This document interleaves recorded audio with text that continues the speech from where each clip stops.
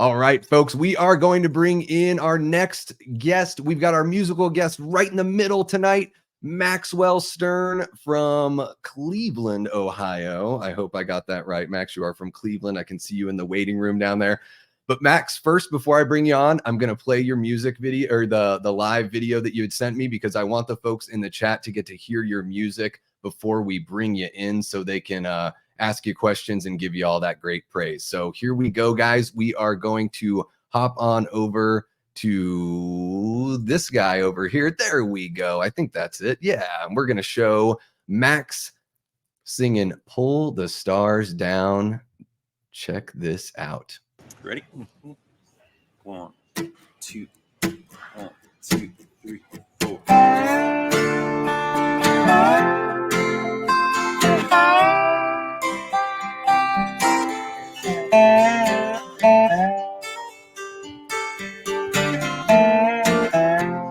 They're building new buildings.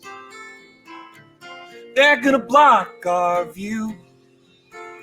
And I do suppose it's payback in turn for those we did the same thing to. Along bypasses and ring roads, I've been rerouting for years. When the feeling gets old and the question takes hold, am I siding with love or with fear? So put on your good shoes and silence your phone down. Brave the trains and meet me across town. We'll go out spinning stories, trying to pull the stars down. Trying to pull the stars down. It's never known to be reckless or share the sordid histories of friends. Just the same couple stories that I like to tell at parties to sound like I've got an edge. But there's a buzzing in the back of my brain now, like these conversations happened before. Ain't it a shame to admit your favorite version of something you miss might not exist anymore? So put on your good shoes and silence your phone. Brave the trains and meet me across town. We'll go out spinning stories, trying to pull the stars down. Trying to pull the stars down. Trying to pull the stars down. We'll go out spinning stories, trying to pull the stars down. Did you take a couple of pictures so you could prove that you were there? Did you stick to that tired old narrative that nothing ever happens here?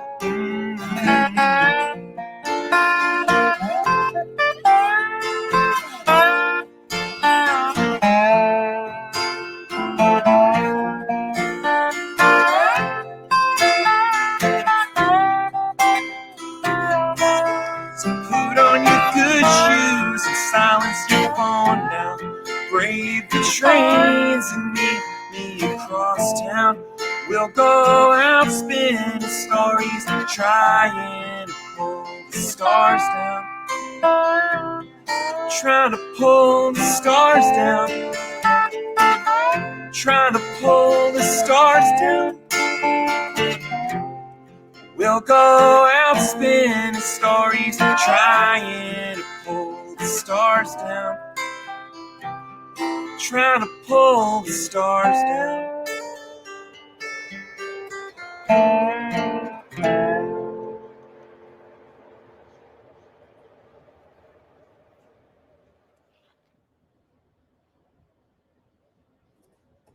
I am muted. I am muted. No more.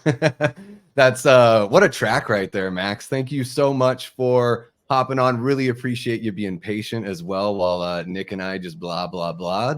It was no worries, man. Blah blah blahing, so we kind of took it a bit far. But yeah, man, I've been listening to Signals Midwest all day just to kind of get in the mood, just making it the soundtrack of my day here. Hell yeah. And then you've got one of our guys in here, Gavin, was like, this is the guy from Signals Midwest, right? So you got some folks in there that know you. And yeah, gosh, Max, I think the first time you and I met must have been, I don't know, was it like 2012, 2013 in some house in North Portland? Yeah, I might have actually been. Did I play acoustic or was it full band? Yeah. You played acoustic, and I think I remember you playing like in the house, and then maybe there were some bands in the garage. Yeah, that sounds right. I might have played in the backyard. I don't remember. I think it was. Yep, you're right. It was outside. Yeah, I had Mandela effect. I don't remember the name of the house, but I do know that it was in 2011, and then we also, we would have. I think you were at the show we played out there later that summer too, full band, and that was at the No. Yeah. Hell yeah. Wow, that's a freaking throwback, dude. That's great. Yeah. So, and then we played with Danger Death Ray at Katie O'Brien's too. Oh yeah, nice. And that would have been in August the next year. We had a good run of making it out to Portland every couple years for a while. Now it's been forever. Yeah. Yeah, it's kind of far away because you're out there in Ohio, right? Or is that where you're stationed right now? So I've actually, I'll claim Cleveland forever, and that's where I'm from. But I've actually lived on the East Coast for the last couple years. Okay. So I'm coming at you from Philadelphia, PA, right now. Oh, nice. Philly is great, man. I've had such a hell of a time every time I've gone out there. Oh, I'm curious. The first time I went to Philly was Paint It Black was doing a record release for New Lexicon. So this was like 07 or something. And I was actually living in the Phoenix area at that time. And they were like, if you come in from out of town, let us know, because we're doing there's some house shows and just some stuff that we're only inviting out of town people too. So I hit up Andy. I was like, Andy, I know you don't know me, but I'm big. That's great. I'm a big fan of Dan's. Lifetime's my favorite band ever, and I love Paint It Black. And so I went to them at the church, or did you see them at a house?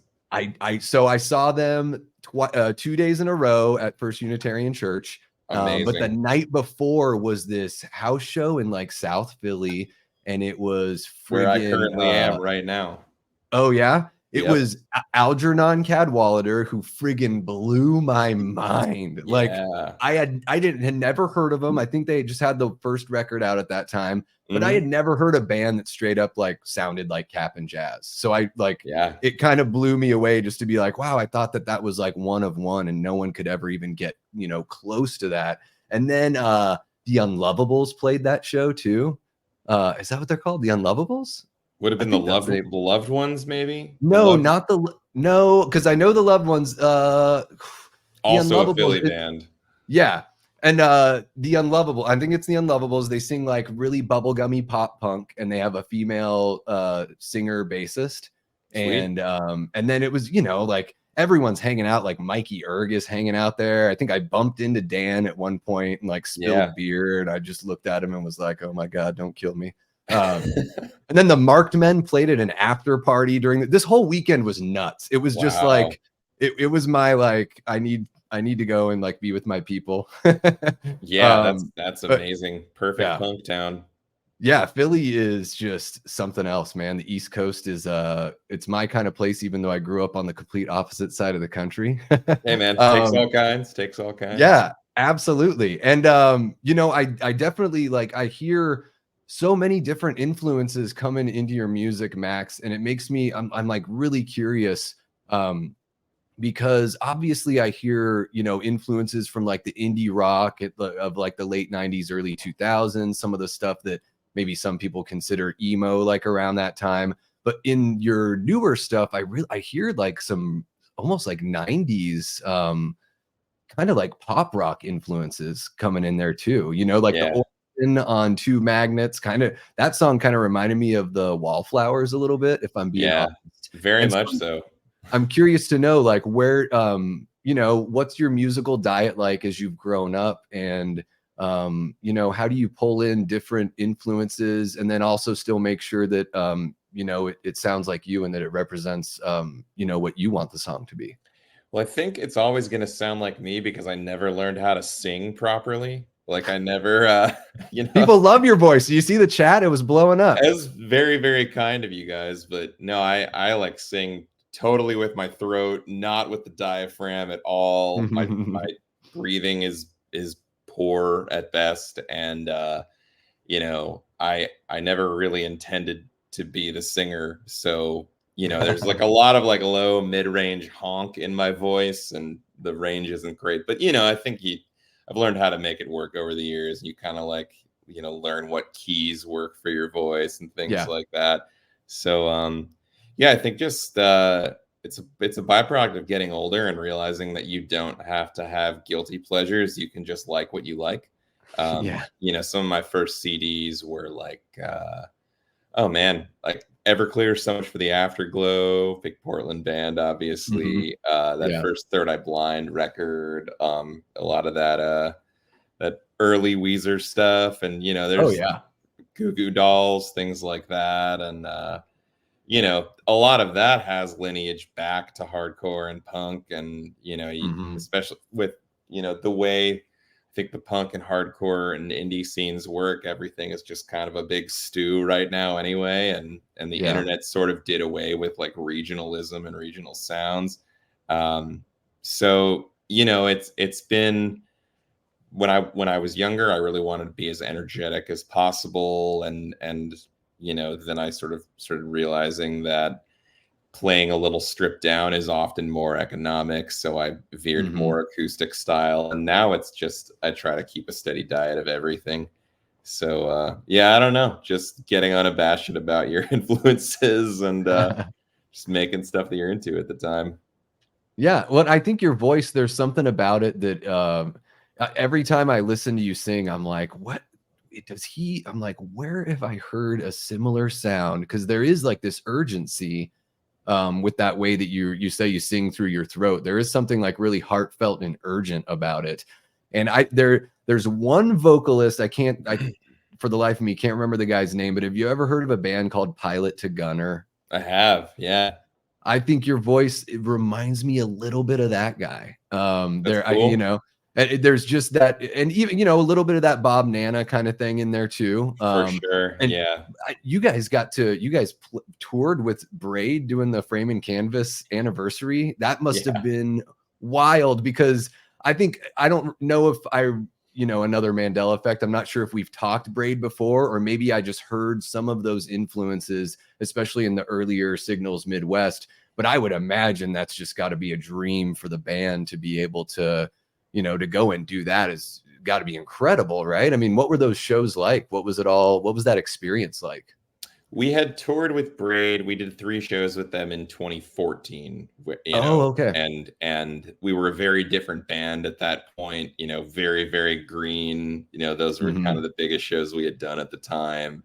And, you know, with a decade of experience and a lot of, you know, hundreds of other shows and, you know, experience kind of touring outside the US and playing a bunch of different places and making a bunch of different records. It was kind of nice to be able to go and get another experience with them and be a little bit uh I think I was a little not intimidated, just sort of like fanning out because I was, you know, I was 24, 25 years old touring Yeah. with them and, you know, kind of realizing, you know, falling in love with those records at the time and realizing how significant it was for us to be playing with them. And now, you know, Hmm. to have been able to go back is just like knowing that all of the people in your favorite bands are just people and they just have Hmm. jobs and families and worries and stressors and other stuff that go on in their lives and they Hmm. feel just as lucky to be able to play the show as you do. You know, kind of Yeah. knowing that everyone's on a bit of a, I don't want to say lower level, but just more of a human level. It was Hmm. nice to be able to go back at it from that perspective. Not to say I didn't freak out every night watching them side stage and just thinking like, how did this happen? But you know, I had just sort of corresponded with Todd, the bass player, a little bit when they announced the first round of shows, and he asked if we would be interested in playing some of the other ones. And initially I just thought it would kind of be a few shows on the East Coast or maybe in Cleveland where the band is still based. But we did Cleveland, Detroit, San Francisco, LA, 3 shows in Texas. Wow. And then we, the Signals filled a few other dates in the Southwest. And it ended up being, 10 or 11 really great, really big shows. It was a really special experience, and just Yeah. watching Never Will Come For Us every night, which is like one of my favorite songs in the world, was Yeah. very, very special. They were super cool. They let us use a bunch of gear because we were flying and like rented a minivan. They're the real deal. They've been Yeah. doing it for the right reasons for a long time, and that was a really heartening thing to see and be part of. Yeah, that's amazing, man. They were one of those bands that, when I was, while I was still listening to NoFX and all that punk stuff, and a lot of my friends were taking like the really deep nerdy dive into the indie stuff, and, Yeah. listening to weirdy, like weirdo, like Joan of Arc kind of stuff, which Sure. I like, but just stuff was a little more off kilter. And then hearing something like Braid, where I was like, oh, this is like fits my sensibility. Marrying everything. Yeah. Yeah. And then even going back to like the movie music, 1 and 2, where they were like a little rougher, the recordings are rougher, but there's something so charming and so good about those songs. It's almost like, it's like that moment in time, that late 80s or late 90s, early 2000s, where there was just like this magic, the internet was around. Yeah. And it was like one of the probably the last era where, there was a little bit of anonymity, or you're finding out about these bands. Like, I think I probably found out about Braid like right before they broke up, or right around when they broke up, after Frame and Canvas. So it was like, that would have been 98, 99. They were touring super hard. And that whole era was really special. I mean, the Braid / Hey Mercedes stuff, the Jets to Brazil, Promise Ring, that whole zone is, that's, I think, some of the best rock music ever made. Yeah, absolutely. Yeah. And most of it from that, Illinois, Wisconsin kind of area, that Midwest indie rock that just, some in the water so much. Yeah, exactly. Now with 2 Magnets being just being released back in April, right? That's when that single dropped. Yeah. Now you've got a new record coming out. Is it a full length, or you put down an EP? What do you have planned for your next release? I have a brand new record. It's going to get announced on June 21st, and then it'll be out in August. 12 songs, bunch of guest musicians, tons of that kind of. It's funny that you mentioned the Wallflowers with that one song, 2 Magnets, because that was very conscious.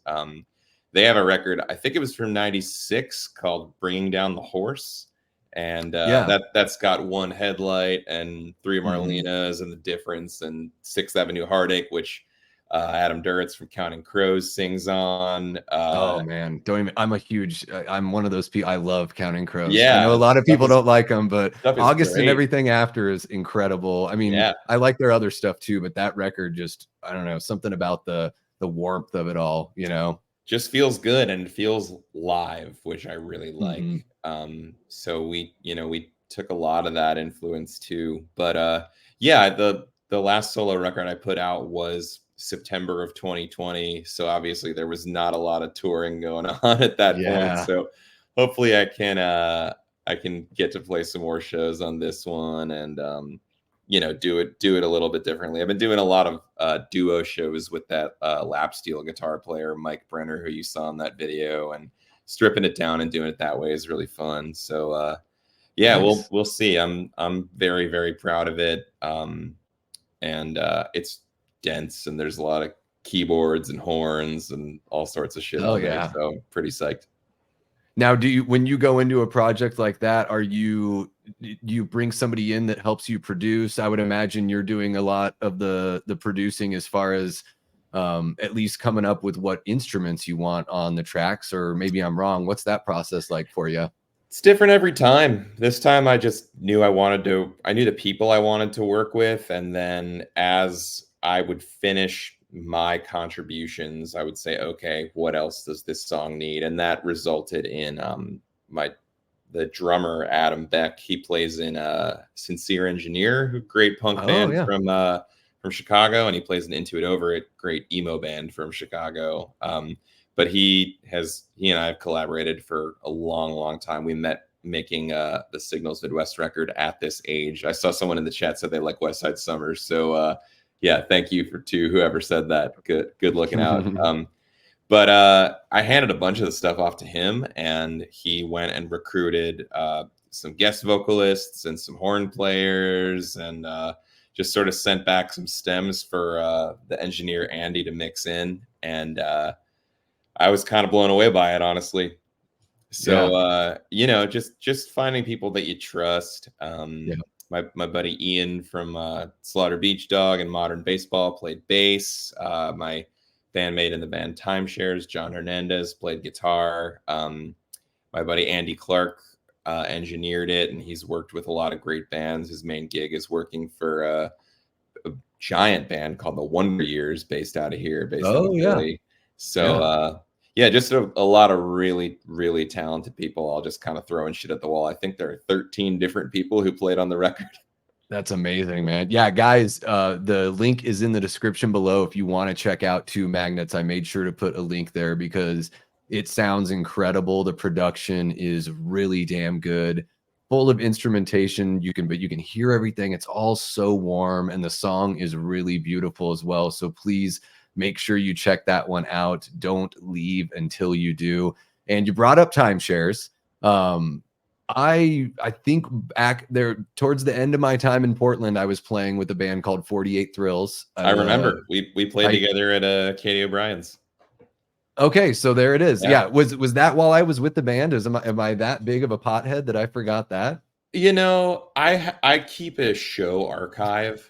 I have a list of every show that Signals has ever played, and just before we were on here, I went back on the archive just to see what the shows in Portland had been and who we had played with and when. So if you were in the band in 2012, then yes, but I'm not sure if the timeline worked out or not. Probably right before, but I engineered their record, and then they had issues with their guy, and I was like, well, I already know your damn songs from engineering your record, and I can kind of sing, so why don't you just let me do the thing for a little bit? And Timeshares is an incredible band. Now you've been playing with them. You're still playing with them right now? Yeah. I think, the one of the band members is about to have a kid, and there's just been a lot of life stuff going on. So everything's sort of on pause while, they write new songs. I've definitely accepted my role as a floating member of the band, just with Signals and the solo stuff. I can't make every tour and every show and expect it to be sane still, but I have gotten to make a lot of music with all of them over the years, and I love them very much, and definitely consider myself part of the family. I see someone in the chat saying that show was at the Twilight. The Timeshares show. Yeah, that's my wife, Kate, in the chat. Yes, that would have been 2015. Yeah. And I think, but I think when Timeshares came through, you were not playing with them at that time quite yet. No, I joined a couple years later once I moved out here to the East Coast, and now I live about 3 blocks away from John, the singer guitar player. Well, and it's a great fit too. Like when I first saw that you would were playing some shows with them. I don't know if it started as just like a weekend that you did or whatever. I was like, filled in for one show and got stuck. Yeah, you're such a great fit with what you do in Signals, and then going over there. I mean, they've got, talk about 90s influence. Like when I hear all that Goo Goo Dolls, even little bit of I hear a lot of Midwest, Minneapolis kind of rock, like a little Motion City soundtrack kind of feel in there. I mean, very, very warm, awesome, songs that kind of, I don't know. Kate was like, "Oh, I knew they were from New York. I could tell." Like they definitely have the New York accent a little bit, but it's sort of split between New York and Philly now, and just general stressed out tri-state area guys. Yeah, you can hear it in. I mean, even some of the lyrical content covers all of that for sure. Oh, yeah, for sure. Hell yeah. So new record is coming out in August and you'll be hitting the road, I would imagine, what, sometime in September? Yeah, I'm not sure. I'm probably gonna do it a little bit differently. It's interesting, having the full-time job, which I've had for 6 or 7 years at this point, and still trying to fit all the touring in. I have to be very targeted about what I do. Mm-hmm. And I'm sure most people watching this know that, it is tough to have to count your days and budget your time. Yeah. And I have found actually that I really like going on vacation and not using all of my time off to sit in a van and drive for 8 hours a day. So I'm trying to It is not, yeah, have trying to real time balance off. that. Yeah. And I got engaged last month, so I know there's going to be like Congrats, man. thank you so much. It fucking rules. But I know there's going to be a lot of like, I want to put the time towards planning that and just, spending quality time with Elise and it's a balance. But that being said, I am going to tour. I think I'm gonna try to come to Portland actually maybe in August. You know that there's a Dillinger 4 Descendants show happening, I believe. Oh my God. So I'm gonna go out there. But you're not in Portland anymore. Where are you at nowadays? I'm not. I'm in Goodyear, Arizona, so just outside of Cool. Phoenix. Oh, Yeah. nice, man. We played in Phoenix in July of 2023, like on an off day on the Braid Tour, but I didn't know if you were there at that point. Oh shit. Yeah, I totally missed it. It was at the Crescent Ballroom.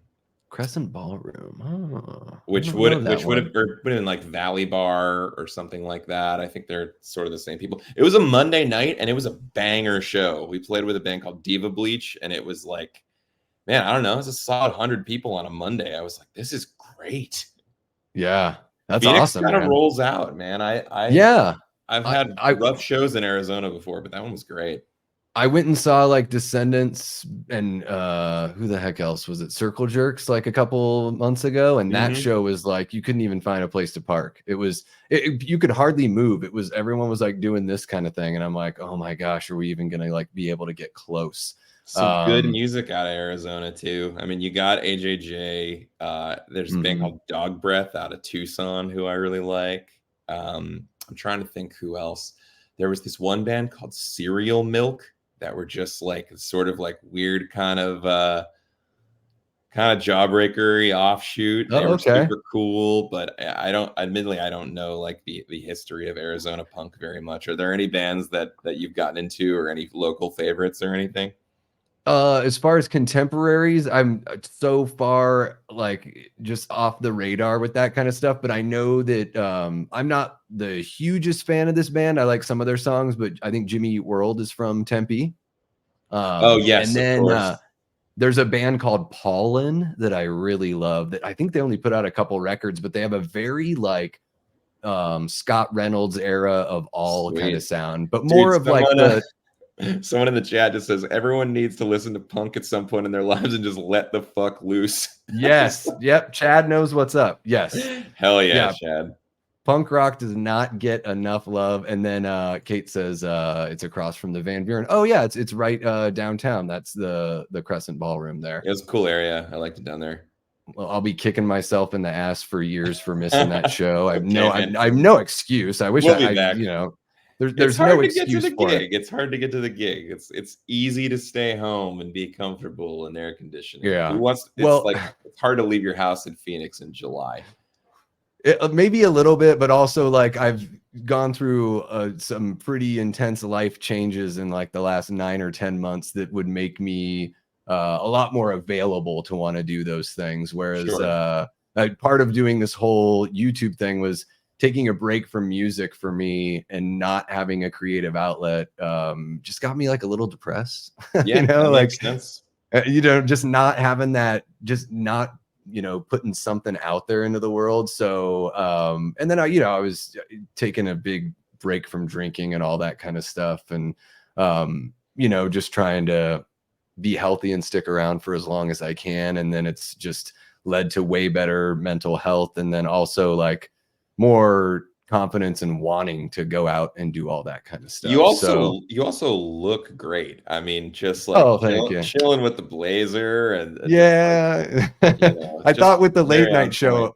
I should dress up for the late night show. But yeah, I did just turn 42 a couple weeks ago, so it's good to hear. I feel that rocks. That is the Hitchhiker's Guide to the Galaxy number. That's pretty good. oh yeah, there it is. Well, and you know, my wife is like 11 years younger than me, so she keeps me young, all that kind of good stuff. And she's also, you know, she's just so gorgeous that I'm like, all right, I can't be a schlub forever. I can't, you know, we can't have people seeing you in public walking around with somebody like me. So I guess I should lose some weight and stop drinking all the time. Be nice to my friend Davey. He's a good guy.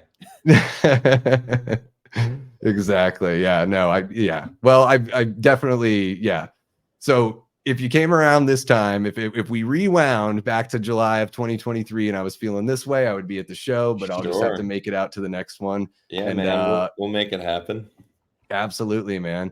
Well, thank you so much for hanging out with me, Max. And you know, especially dealing with us kind of getting a late start there with you. Hey, no worries. It was nice to hear people talking enthusiastically about something I know nothing about. I have no concept of the horror movie culture at all, but there is a drive-through theater about an hour and a half north of Philadelphia in the Pocono Mountains in Mahoning, PA, and they do VHS Horror Fest every Oh my year. God, that's amazing. And I actually went, I think it would have been summer of 2022.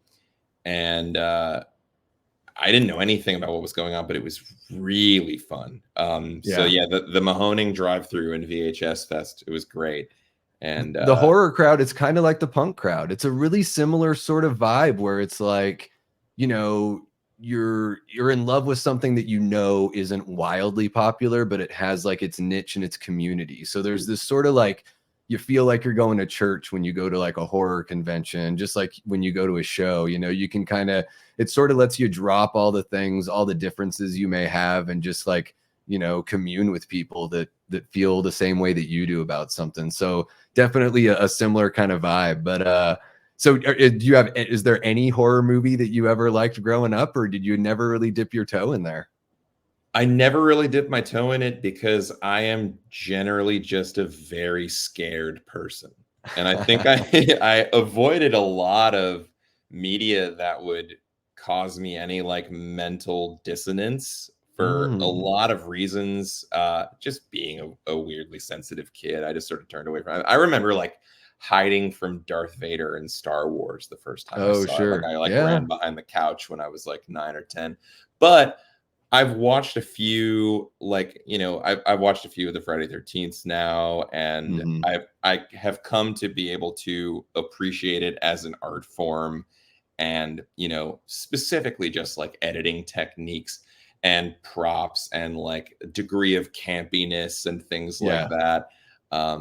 So, you know, I definitely, I have a lot of respect for it now as a medium. So shout out to fucking weirdos and punks and horror folks who just all are just into what they like unabashedly. That's what it's about. Absolutely. Yeah. And I think like I was the same way, except for I was like scared, but it attracted me. And I think it attracted me because horror is kind of like a roller coaster. Like I know I'm going to be safe. There's like the screen offers that safety. There's also really good music in a lot of like older horror movies. And yeah, I don't know what it is. I think it's the world is kind of can be a violent, scary place, and it's the escape and fantasy of violence that isn't real. I don't know. Maybe it's some sort of like replacement. I think that makes a lot of sense. The one that I think I don't know if you would describe it as a horror movie, but I did watch that Megan movie. I think it came out maybe last year. Yeah.